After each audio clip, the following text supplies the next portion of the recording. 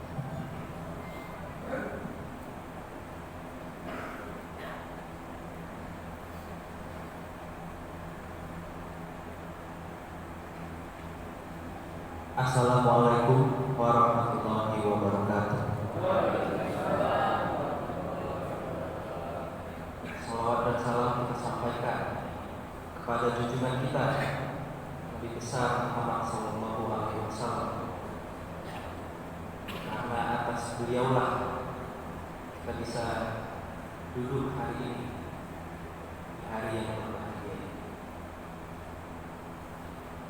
Tak lupa pula salam kasih kita sampaikan kepada yang mulia Ayahanda Guru dan yang mulia Buya Iskandar, yang mulia Abu, serta Maksud penerus yang mulia Buya Fakih, yang mana atas syafaat beliaulah yang menjaga kita, memberikan kita rahmat dalam koridor-koridor zikir.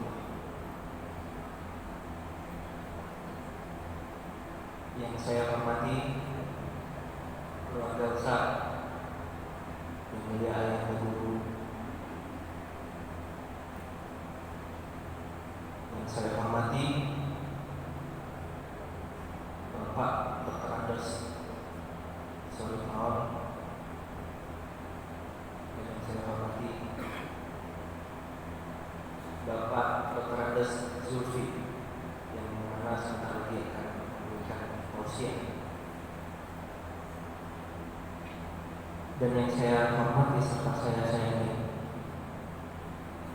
abang-abang dan kakak seluruh hadirin acara haul yang mulia Abu Abdul Halim Fazlun.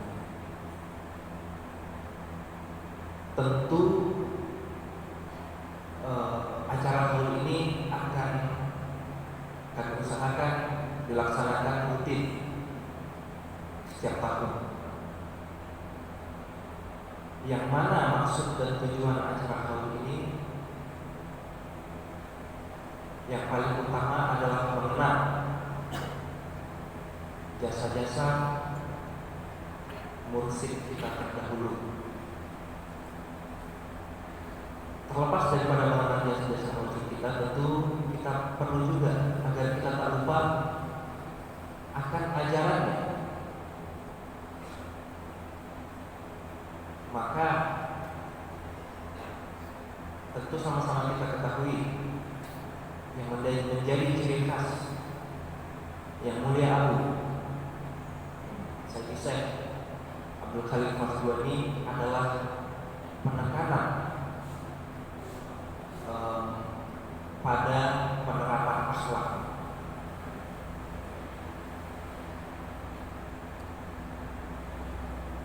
Tidak lelah yang mulia Abu mengingatkan kita tentang pentingnya akhlak. Bahkan mungkin ada orang di sini atau kakak-kakak yang pernah ikut, itu sampai dirumuskan menjadi suatu kurikulum pelatihan akhlak tersebut. Amat disayangkan jika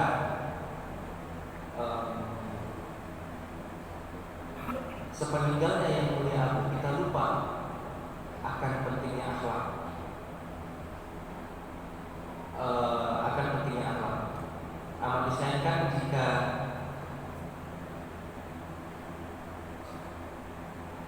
kita langsung menjadi memilih begini, selayaknya pengamal tarikat itu tercermin dari akhlaknya. Maka amat disayangkan ketika yang mulia Abu sudah tidak ada, kita sudah tidak mencerminkan sebagaimana seorang pengamal tarikat dalam budi pekerti kita sehari-hari. Tentu kalau kita memilih lebih lanjut, sebenarnya akhlak ini bukan sesuatu hal yang baru. Zaman Ayahanda Guru dulu mengatakan, tarikat yang benar berada pada syariat, berdiri pada syariat yang benar. Maka selayaknya selaku pengamal tarikat tercermin dalam budi pekerti kita sehari-hari, tercermin dalam gerak badan kita sehari-hari. Nah, maka daripada acara inilah kami ingin mengingatkan, termasuk diri saya sendiri, betapa pentingnya akhlak.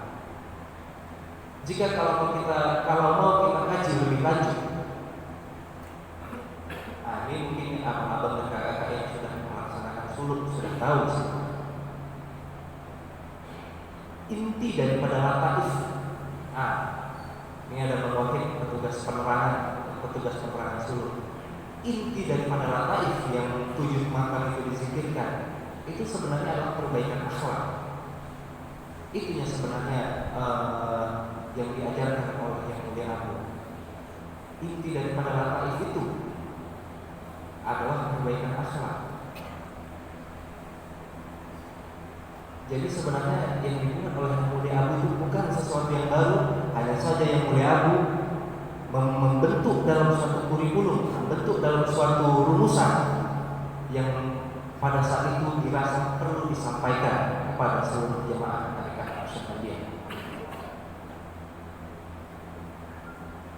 Tidak panjang-panjang kata sambutan dari saya, mungkin nanti yang lebih panjang akan disampaikan oleh Bang Zulfi.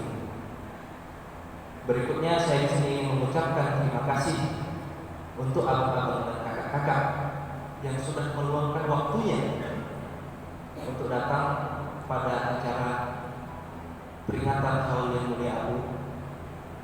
Kami atas nama pengurus MJDA mengucapkan mohon maaf jika ada sesuatu hal yang kurang berkenan.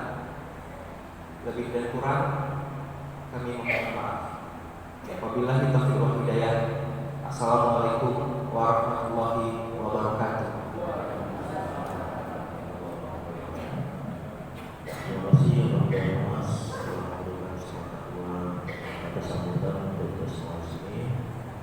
Cara selanjutnya yaitu pembacaan biografi Yang Mulia Abu Ausia Agama Susila oleh Bapak Fernandes Zulfi Imron Musa MH.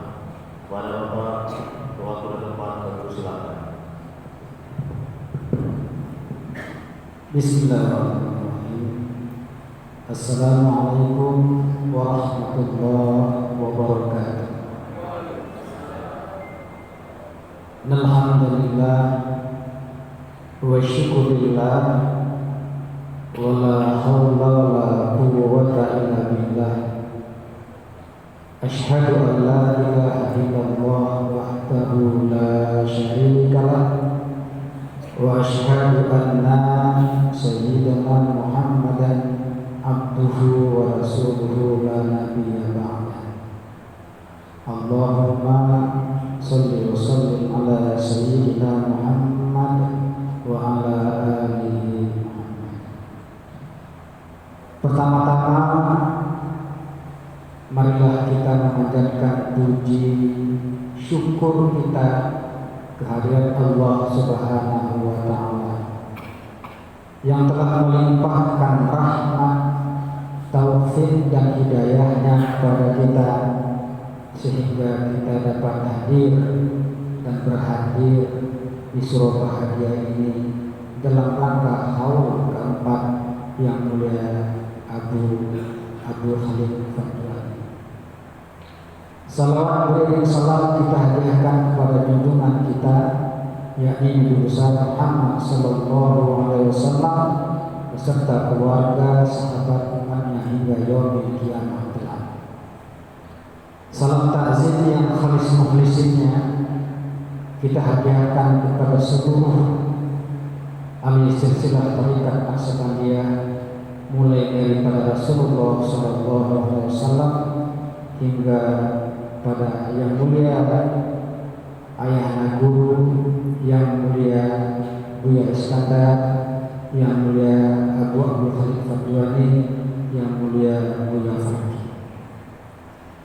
Abang-abang kakak sekalian, sebelum kita membacakan sedikit biografi Yang Mulia Buya, Yang Mulia Abu, marilah terlebih dahulu kita membacakan surat Al-Fatihah kepada ahli silsilah, khususnya kepada Yang Mulia Abu, kepada Yang Mulia Buya, kepada Yang Mulia Abu, dan kepada Yang Mulia Farki. Al-Fatihah.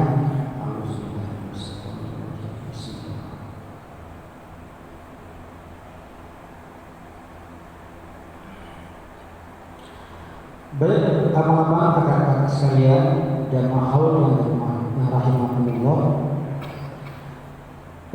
saya sebetulnya ya agak segan sebetulnya. Acara haul ini kan sangat sakral. Di mana-mana itu yang memintakan ahli baik. Saya sebetulnya bukan ahli baik, tapi dimintakan oleh ahli baik. Ya mau tidak mau saya harus menyampaikannya. Abang-abang, kakak sekalian, tentang biografi yang mulia Abu ini, saya agak kesulitan mencarinya.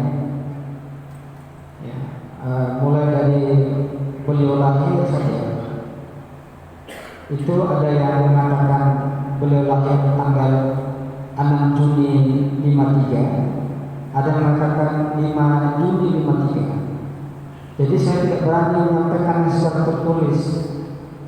Nanti mungkin dikoreksi sama ahli baik, apakah tanggal 6 atau tanggal 5.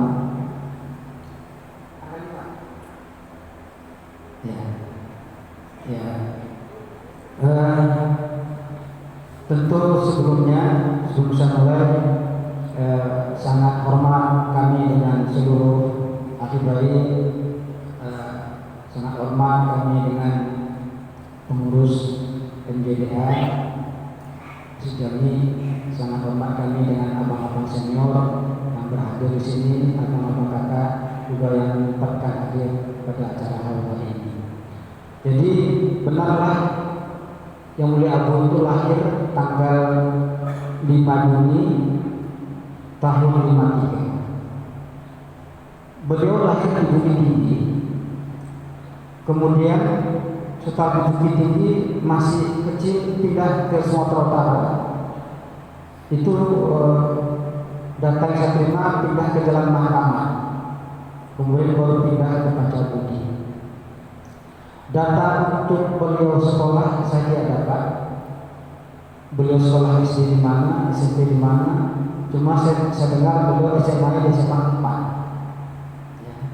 Kemudian beliau masa remajanya saya tidak dapat informasinya, padahal saya sudah minta data itu sampai ke MZ, ke petinggi-petinggi MZ. Ya sampai hari ini saya belum dapat data dari beliau, mulai dari remaja sampai seterusnya. Nah, jadi apa kakak sekalian yang dimuliakan Allah, saya cuma hanya menyampaikan pengalaman saya selama di kakak.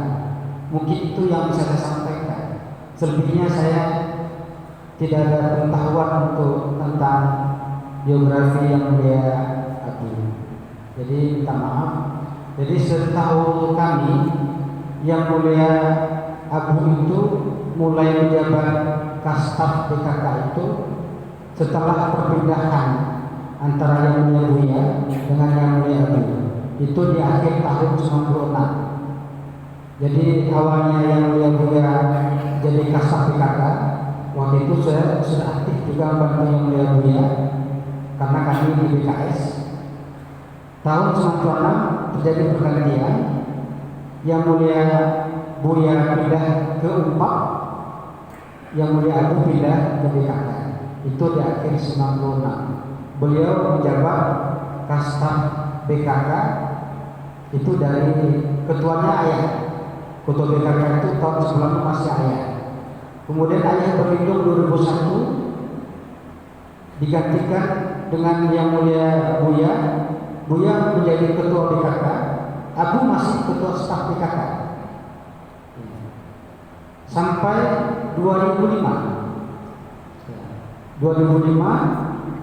Kemudian pergantian dengan dari Buya ke menjadi Abu kemudian menjadi ketua BKK sejak dari 2005 sampai beliau wafat 2018. Itu yang setahu saya di BKK. Adapun yang lainnya dari informasi abang dan Ustaz kemarin tadi malam saya bincang sama beliau, rupanya yang mulia Abu pernah jadi PNS, pegawai negeri sipil. di balai harta peninggalan di Jalan Distrik. Ya, kemudian beliau keluar.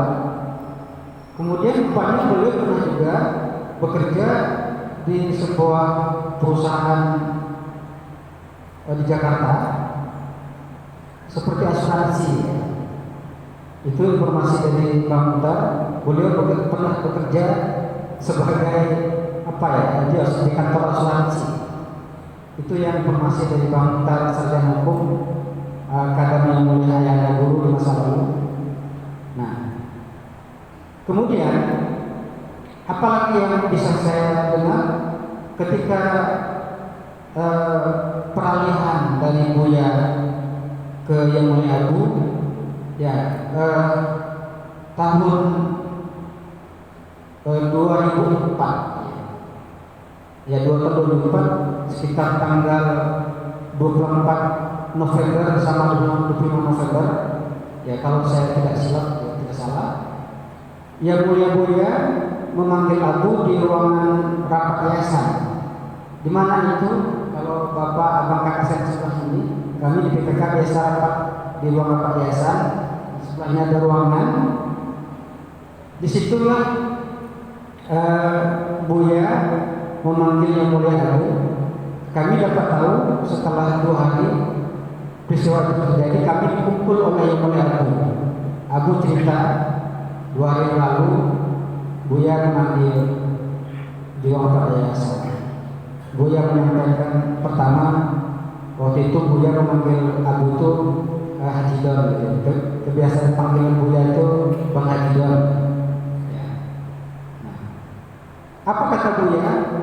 Saya sudah kosong. Kata Abu, saya waktu itu kata Abu nggak tahu apa maksud dari Buya itu. Tidak menyangka kata-kata kosong itu. Ya. Yang Mulia Abu terdiam sejenak, nggak tahu apa maksud dari Yang Mulia Buya. Selanjutnya kata Buya, saya akan serahkan seluruhnya tentang keterikatan ini sama Bang Haji Don. Itu malah Abu malah nggak tahu lagi, malah nggak paham. Buya berjalan berapa langkah, kemudian balik menuju Abu. Disitulah Buya memeluk Abu seerat-eratnya dan mereka bertangis. Itu kami pun menangis waktu itu mendengar kisah dari Abu. Nggak tahu apa maksudnya. Itu tanggal 24 kejadiannya, November 2004. Keesokan harinya Yang Mulia Abu dipanggil itu oleh Buya dari ke gedung A. Itu ada saksinya Mami dan ada saksinya Kak Tika di masa itu, kata Yang Mulia Abu. Nah, ada hal-hal teknis yang disampaikan, ya saya tidak tidak menyampaikan teknisnya, tapi adalah teknis-teknis yang disampaikan Yang Mulia Buya ke Mulia Abu, bahwa Buya ingin menyampaikan beliau mau cuti. Cuti itu kita tidak tahu apa maksudnya, kata Abu sama kami.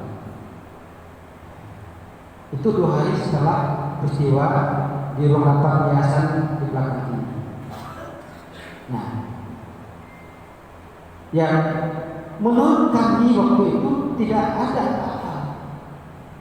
Kami pun di orang di PKK, waktu itu kami masih di PKK, tidak paham apa sebenarnya terjadi. Nah, kemudian tahun 2005 Yang Mulia Buya beribu. Itulah yang kami tahu peristiwa penyerahan itu. Jadi dalam tradisi tarikat, tradisi pelimpahan tugas itu, abang-abang kakak-kakak, ini sama dengan suatu Jibril mengangkat Rasulullah menjadi Rasul. Itu di Gua Hira dipeluk juga seerat-eratnya. Jadi proses itu sama benar dengan proses yang apa dilakukan Buya kepada. Itu yang kami tahu, yang kami alami, yang kami menjadi yang dikatakan saksi sejarah yang bisa juga, tapi bukan kami saja. Banyak yang tahu soal itu, hampir semua tahu. Kemudian pada hari Kamis, ya, 18 November 2018, Abu berlindung. Nah, peristiwa itu kami tidak tahu lagi karena kami sudah keluar dari Ansor. Saya tidak tahu lagi 2012 itu karena saya keluar Ansor itu tahun 2010. Cuma dengar-dengar, saya tidak berani menyampaikannya karena tidak mengalaminya. Ya, itulah kakak yang bisa kami sampaikan tentang biografi yang mulia Abu. Maaf keterbatasan informasi tentang biografi Abu. Mestinya biografi Abu itu sudah ditulis dengan baik, mulai beliau masa kecil, masa remaja dan seterusnya. Mungkin nanti sebagai catatan untuk kita semua. Itu penting, sejarah itu penting. Ya. Abang kakak sekalian, nanti yang kedua saya akan ceramah.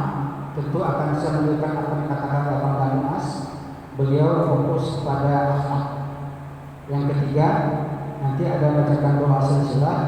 Tapi mohon doa silsilah ini saya bacakan versi 2005. Ini yang dikawal oleh BKK.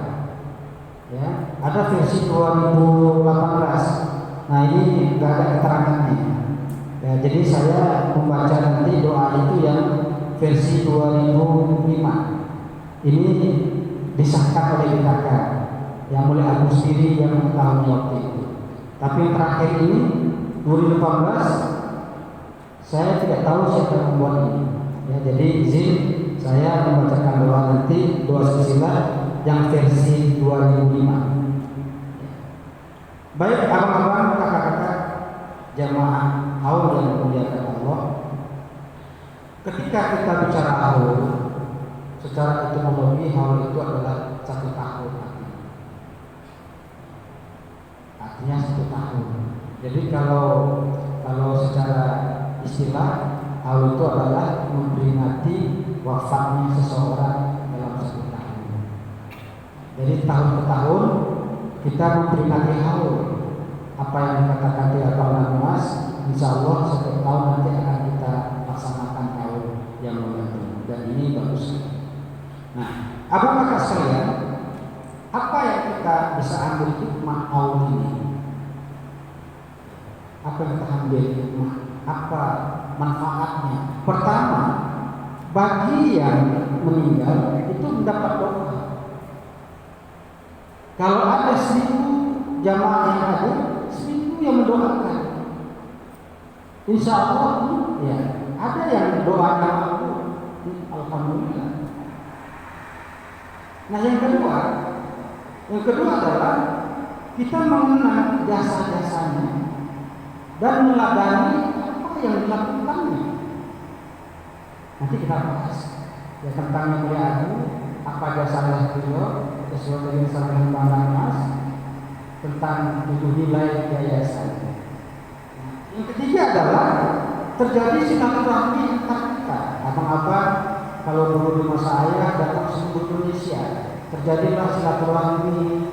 Abang dari Sulawesi, abang dari Makassar, kakak-kakak dari Rantau, dari seluruh Indonesia berdatangan, terjadi silaturahmi. Nah, kita pun terjadi silaturahmi di dalam acara haul ini penting. Kapan kita mau ketemu lagi? Kita sudah sibuk masing-masing dengan aktivitas kita.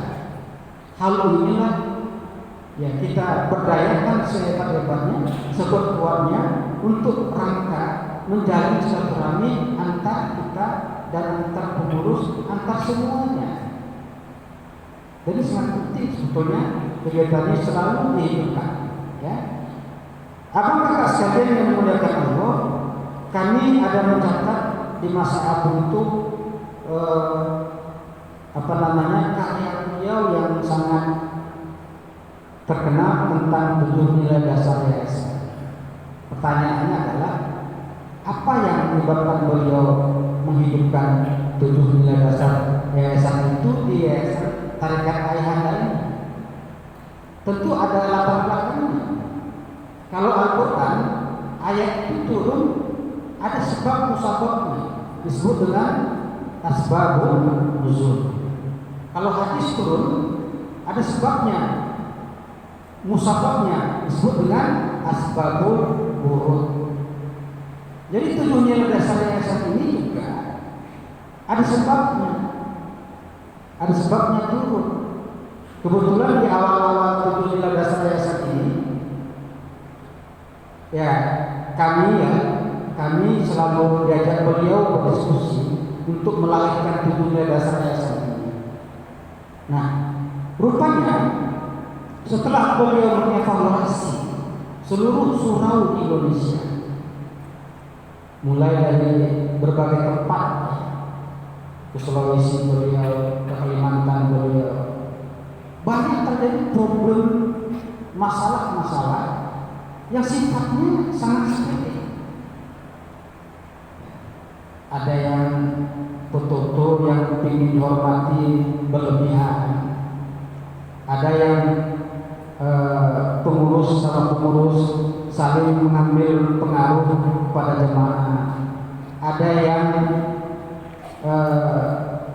sesama ikhwan saling tipu menipu, saling gunjing-menggunjing. Banyak betul persoalan-persoalan yang dilihat yang oleh aku. Tapi ini kalau diselesaikan per surau itu kan tidak cukup waktunya. Bapak, abang-abang, kakak sekalian, dan bayangkan 700 surau. Banyaknya. Itu kalau mau ditempuh setiap hari, itu 2 tahun nggak kelar. Nggak kelar itu. Kalau tiap hari aku ini surau ke surau untuk menyelesaikan persoalan surau, itu nggak kelar. Maka beliau membuat sistem. Itulah 7 nilai dasar yayasan itu. Apa yang diinginkan oleh beliau sebetulnya? Apa yang diinginkan beliau? Aku tuh ingin dia orang-orang tarikat itu menjalankan Islam itu betul-betul secara kafah. Itu yang diinginkan beliau. Baik secara syariatnya, tarikatnya, hakikatnya itu sempurna. Tidak ada rasa kebencian di dalam surau, tidak ada kemarahan. Surau itu merupakan tempatnya berbahagia-bahagia. Orang surau menjadi orang yang baik.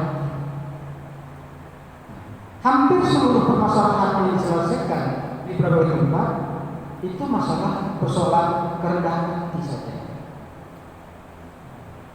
Ketika beliau datang ke daerah, beliau menyampaikan tidak ada masalah sebetulnya. Yang menjadi persoalan itu adalah persoalan kerendahan hati. Kalau ini sudah menjadi habit, menjadi kebiasaan kita di surau, surau itu menjadi indah. Orang nyaman bersurau. Jangan orang tidak nyaman kalau bersurau. Kenyamanan, kebahagiaan, saling menyayang. Inilah yang diharapkan oleh beliau, sehingga beliau harus melahirkan yang namanya satu sistem, ya, 7 nilai dasar yayasan, 7 NDI. Abang-abang kakak ini yang menonton. Apa yang pertama? Ada 7. Ya mungkin sekilas disampaikan karena waktu kita sangat singkat. Nah, pertama adalah menjaga kemurnian akidah, tauhid, syariat dan seterusnya. Beliau menginginkan kita bertauhid yang benar. Kenapa? Karena masih ada banyak dulu di mana-mana surau menyamakan antara antara Tuhan sama guru sama murid itu sama. Bahkan ada sebagian abang-abang kita kalau zikirnya bukan zikir Allah lagi. Dan ini beliau khawatir, takut kita dipersalahkan oleh Majelis Ulama Indonesia. Yang disebutkannya bukan Allah, tapi nama abangan, namanya si A, itu dikira gitu ya. Kita nggak sebut namanya, melanggar kode etik. Nah ini beliau sebut. Kemudian silaturahmi syariat itu penting. Beliau melihat ada orang yang setelah bersurau tidak mau lagi bermasyarakat dengan lingkungannya. Akhirnya apa? Ketika ada problem sama dirinya, masyarakat benar-benar tidak mau datang. Pernah kejadian waktu kami Ansor Batu Tinggi, kami tengah malam diperintahkan ayah untuk memandikan ada salah satu iwan di kota Maksum, nama tidak kita sebut, nggak boleh. Tengah malam jam 8 malam tidak ada orang yang mau memandikan, mensolatkan dan menguburkan. Kenapa? Sewaktu hidup, wah, lantang benar kalau dia kata, saya penuh dengan masyarakat. Yang penting saya baca budi selesai semuanya. Tidak mau sholat berjamaah sama masyarakat, tidak bermasyarakat. Terus yang lebih parah, amalan orang itu dikata-katain. Nggak mungkin amalnya sampai, amal kami lah sampai. Jadi saya tidak perlu masyarakat. Meninggal, apa terjadi? Benar, masyarakat tidak mau datang, satu pun tak datang. Tengah malam kami jam 8 saya dengan ada abang kita almarhum untuk mengurusnya, menunjukkannya, menyolatkannya, menguburkan tengah malam laku keteroman. Ini aku melihat, ini kalau begini model orang-orang tarikat, ini harus diubah.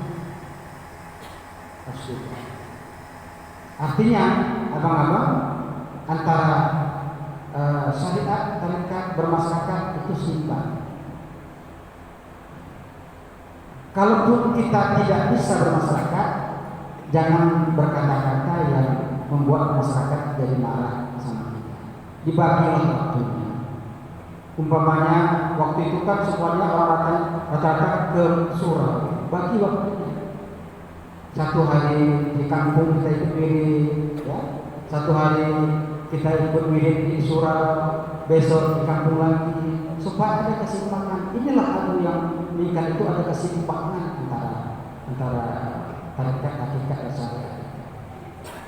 Nah, yang kedua adalah bersuka cita. Ya, saya tidak uraikan tentu abang kakak paham maksudnya. Yang ketiga adalah rendah hati. Dan seterusnya. Yang keempat, berpikir positif, berbuat baik dan berempati. Itulah 7 nilai dasar yayasan. Sehingga inilah menjadi kebiasaan orang-orang surau, menjadi orang surau yang baik hati. Inilah mengapa aku benar-benar fokus pada 7 nilai dasar yayasan ini. Nah, abang kakak sekalian yang dimuliakan Allah, yang maha, sekarang dalam haul itu apa yang kita bisa contoh teladani dari seorang yang mulia Allah? Tentu ini abang kakak sekalian, ini sifatnya sangat apa ya? Pandangan pribadi saya sama Abu. Saya bersama beliau dididik beliau 2094 sampai 96 saya dididik oleh yang mulia Buya, 96 sampai 2005 saya dididik oleh yang mulia Abu, saya melihat dari pandangan pribadi saya terhadap Yang Mulia Abu. 9 tahun saya dididik oleh Yang Mulia Abu di BKK. Jadi ini pandangan subjektif. Bisa juga tidak benar. Bisa juga tidak benar, ini pandangan saya pada beliau. Apa yang saya lihat sama Yang Mulia Abu selama 9 tahun di BKK, beliau sangat sangat gemar membaca. Semua buku dibaca. Nanti mana yang penting digaris dengan tinta warna hijau. Setelah dibaca semuanya dikasih sama anak BKK, dibaca. Semua buku kan dibaca. Manajemen, ya, buku tentang akhlak, tentang etika, tentang apa saja yang bisa merubah kehidupan orang berakhlak itu dibaca. Sampai buku A'agim pun beliau baca. Sampai kami pun orang BKK disuruh belajar ke A'agim. Apa ya sebetulnya? Beliau ingin mencoba perbandingan bagaimana A'agim membina masyarakatnya. Kok begitu baik? Kok begitu ramah? Kok begitu santun? Kok bisa? Jadi kalau kita ke Darul Tauhid, abang kakak sekalian, kalau kita masuk ke gerbangnya, semua santrinya bertanya, maaf ibu, maaf bapak, apa yang bisa kami bantu? Oh, kami mau ke WC, ke toilet. Itu bukan ditunjuk, itu WC nggak diantar langsung ke pintu toiletnya, diantar. Begitu budaya di sana. Kalau kita coba lihat, Dek, di mana toilet? Oh iya, itu saya belok kiri, bukan musuh. Itu kayak kita. Tapi di atas, siapapun yang datang, orang itu hormat. Dan Yang Mulia Abu, ya, terkesima dengan kondisi itu. Begitu bisanya kondisi itu diciptakan A'agim. Beliau ingin bukan seperti A'agim, tapi ada nilai yang diterapkan di sini. Ya, jadi beliau gemar membaca buku kopi pun dibaca, semua dibaca. Jadi secara kebiasaan manusia itu beliau katakan, Zulfi, itu kalau melihat orang itu lihat sahabatnya. Dia waktu itu masih pakai London. Abu ini kan kalau berdua paling tak mau pakai Abu itu. Udah pakai Bang Don aja. Ya, kayak Bang Don. Itu kan Bang Don itu sahabat itu siapa? Kan banyak sahabat dari Bang Don. Bukan. Sahabat itu bersahabatlah sama Allah. Artinya baca Al-Quran itu kalau Allah. Baca terjemahannya. Orang yang membaca Al-Quran dan terjemahannya, dia sudah membaca kalam Allah. Artinya dia sudah berteman dengan Allah. Bertemanlah dengan Rasul. Kata beliau, bacalah buku-buku Rasul, bacalah hadis-hadis Rasul. Orang yang membaca hadis Rasul, sunnah Rasul, itu sama artinya dia berteman dengan Rasul. Ya. Jadi sampai segitunya beliau menyampaikan sama kita. Kemudian Abu itu bertutur kata itu sangat lembut. Beliau setahu kami tidak pernah marah-marah. Bukan tidak pernah marah, tapi marah-marah itu artinya super marah itu dengan emosional. Beliau nggak pernah. Kalau beliau marah sama kami, beliau diam. Ya, kami udah tahu kalau Abu diam. Terus kalau kita ketemu, Abu mengelak gitu. Berarti Abu marah sama kami. Kami tangannya itu melihat Abu marah itu kami susah. Tapi tangannya kalau beliau sudah mengelak jalan sama kita, umpamanya papasan, beliau mengelak, berarti marah sama kita. Beliau nggak nampak marahnya, tapi beliau diam dan kalau ketemu mengelak. Itulah tandanya beliau. Artinya kita koreksi apa yang kesalahan kita. Jadi kami melihat selama 9 tahun tidak pernah kami itu marah. Marah maksudnya ya, marah-marah dengan emosional pernah. Marah ada, marahnya ya marah yang seperti itu tadi. Ya, beliau diam, kalau ketemu mengelak. Nah itu kalau berarti beliau udah marah. Nah, kita minta maaf Abu, apa salah kami Abu? Beliau katakan salahnya begini. Nah, yang ketiga, Abu itu orangnya malas berdebat. Kalau dia sudah memberikan nasihat kepada orang sekali. Yang kedua, kalau itu tetap nggak mau, ya udah aja, biar Allah yang mengubah. Jadi beliau termasuk orang yang tidak gemar berdebat.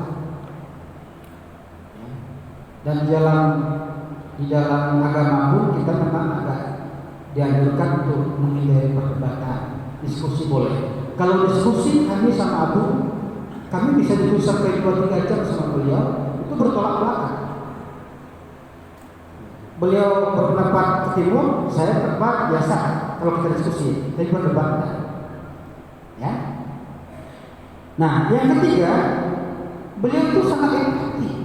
Kalau cerita dari Bang Kadang, beliau itu tidak sampai hati melihat Ansor itu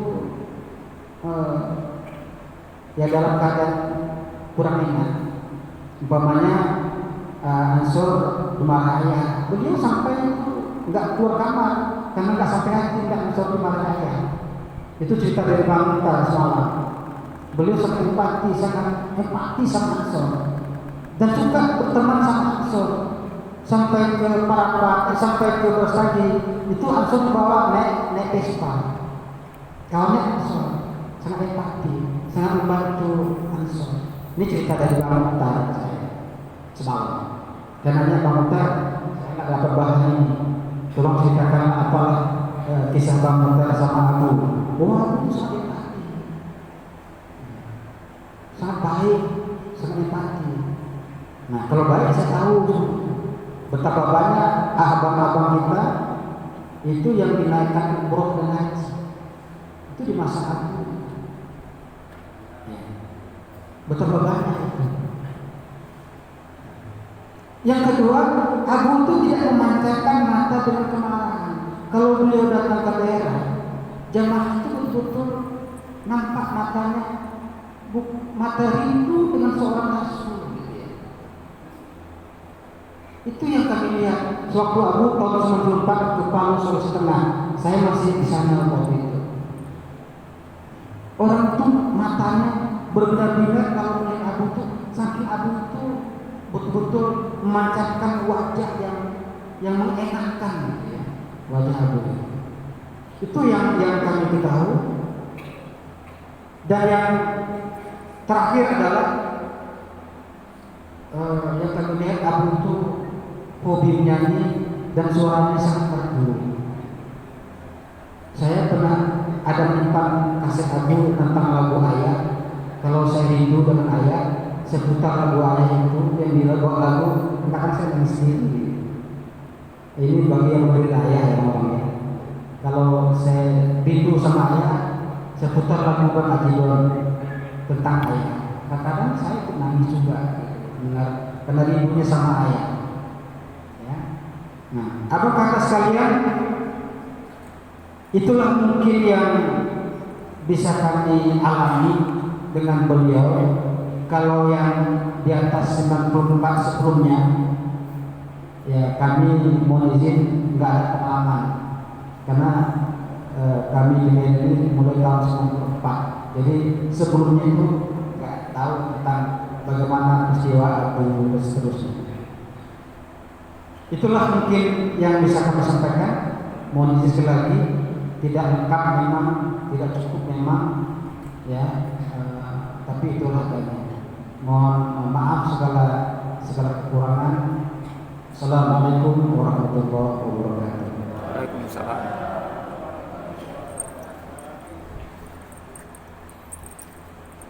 Ya, mari kita berdoa ya, sesuai dengan apa yang saya sampaikan tadi. Saya membacakan doa ini versi 2005 ya. Ila hadratin Nabi Mustafa Muhammad Rasulullah sallallahu alaihi wasallam wa ala alihi wa ashabihi wa zurriyyatihi wa azwajihi wa dhurriyyatihi ajma'in. Al-Fatihah. A'udzu billahi minasyaitonir rajim.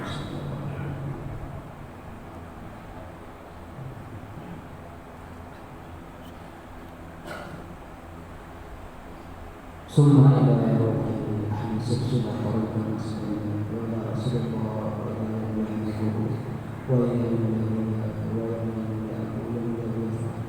Al-Fatihah.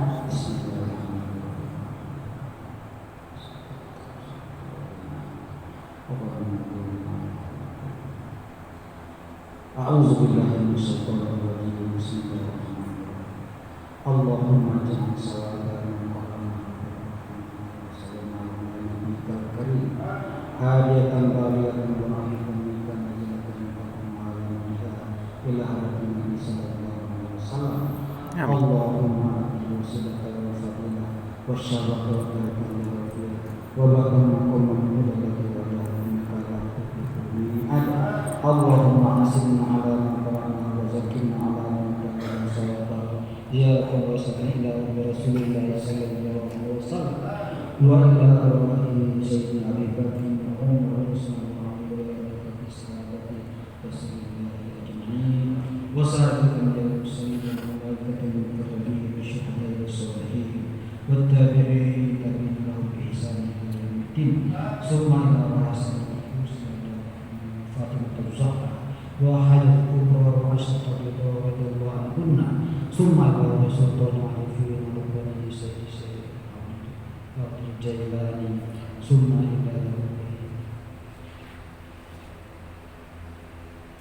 Kutubi Rabbani wal Arifin Sabarani Sayyidi Sayyid Bil Qasim Junadil Bukhdadi Summa ila Sultan Arifin Azim Sayyidi Sayyid Abi Yazid Al-Bustani Summa ila Sultan Arifin Uzari Hadis Sayyid Karami Alim Sayyidi Sayyid Sakandi Summa ila Sultan Arifin Anjali Wal Khalifati Azim Sayyidi Sayyid yang mulia Al-Khalidi summa dari Sultan Arifin Anzadi wal Khalifatu Najibati Syekh Iskandar Zuhan Al-Khalidi summa dari Sultan Arifin Anzadi wal Khalifatu Azimati Syekh Abdul Khalid Al-Fadjuhan Al-Khalidi summa ila jami'il muslimin wal muslimat wal mu'minin wal mu'minat al-ahya'i wal amwat birahmatika ya arhamar rahimin. Rabbana zalamna anfusana wa lam taghfir lana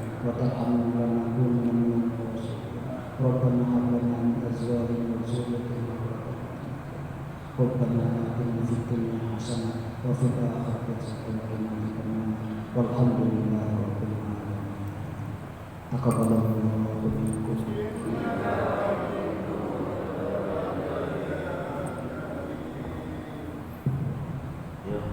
Kepada para narasumber yang telah memberikan sedikit gambaran ataupun biografi tentang yang baru dan wasiatnya. Semoga kita akan bisa menetapkan lagi amal-amal yang mana pada masa yang lalu telah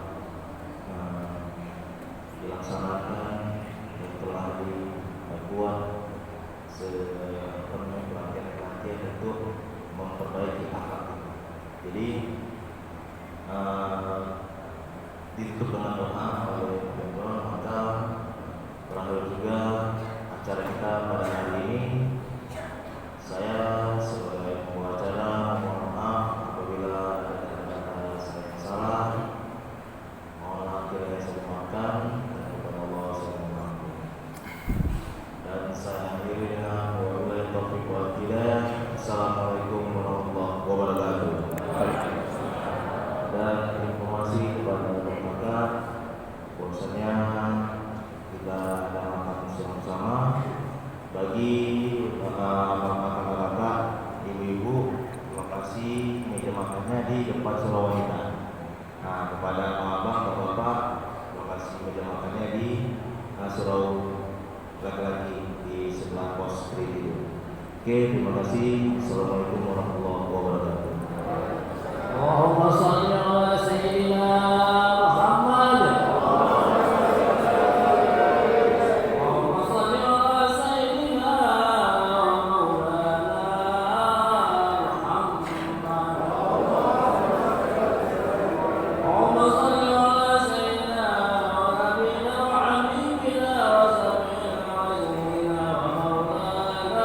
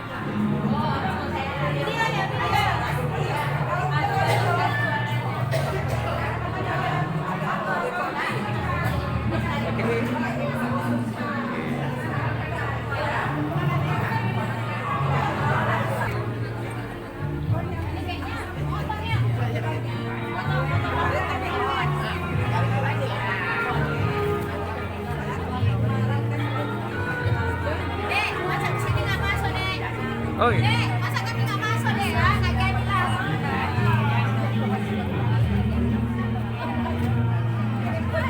Udah dibilang ya, bilang bayar. Bang, kesultan banget. Nggak masuk.